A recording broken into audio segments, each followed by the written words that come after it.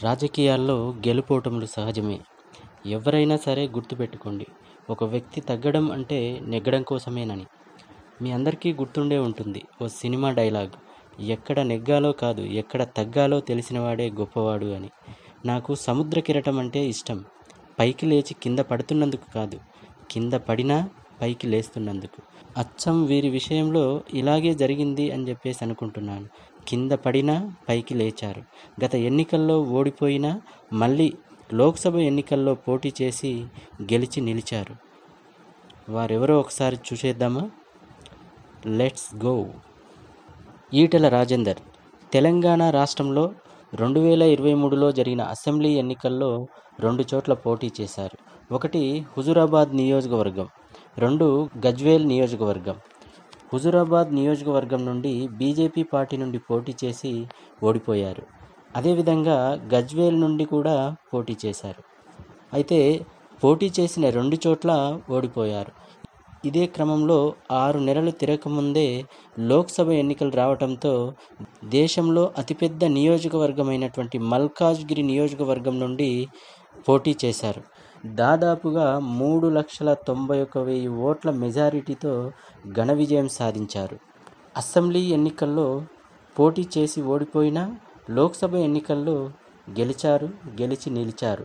ఏది ఏమైనా లోక్సభ ఎన్నికల్లో విజయం సాధించిన ఈటెల రాజేందర్ గారికి కంగ్రాచులేషన్స్. అదేవిధంగా గత ఎన్నికల్లో పోటీ చేసి ఓడిపోయి ఈ ఎన్నికల్లో విజయం సాధించిన మరో వ్యక్తి ఎవరంటే ధర్మపురి అరవింద్. 2023లో జరిగిన అసెంబ్లీ ఎన్నికల్లో కోరుట్ల నుంచి పోటీ చేసి ఓడిపోయారు. అయినా లోక్సభ ఎన్నికల్లో పోటీ చేసి నిజామాబాద్ లోక్సభ నియోజకవర్గం నుండి గెలుపొందారు.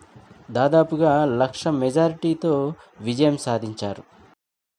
అదేవిధంగా గత ఎన్నికల్లో పోటీ చేసి ఓడిపోయి ఈ ఎన్నికల్లో విజయం సాధించిన మరో వ్యక్తి ఎవరంటే బండి సంజయ్. 2023లో కరీంనగర్ నియోజకవర్గం నుండి పోటీ చేసి ఓడిపోయారు.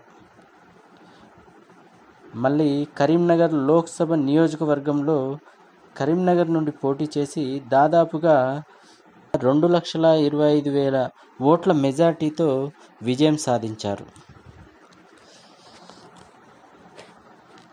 అదేవిధంగా గత ఎన్నికల్లో పోటీ చేసి ఓడిపోయిన మరో వ్యక్తి ఎవరంటే రఘునందన్ రావు.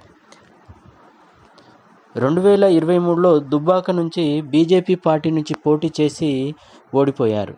అయినప్పటికీ మళ్ళీ మెదక్ లోక్సభ నియోజకవర్గం నుండి బీజేపీ అభ్యర్థిగా పోటీ చేసి దాదాపుగా 39,139 ఓట్లతో తన సమీప ప్రత్యర్థి అయినటువంటి కాంగ్రెస్ అభ్యర్థి నీలం మధుపై దాదాపుగా 39,139 ఓట్లతో విజయం సాధించడం జరిగింది. ఏది ఏమైనప్పటికీ గత అసెంబ్లీ ఎన్నికల్లో ఓడిపోయినప్పటికీ మళ్ళీ లోక్సభ ఎన్నికల్లో పోటీ చేసి విజయం సాధించిన వీరందరికీ కంగ్రాచులేషన్స్.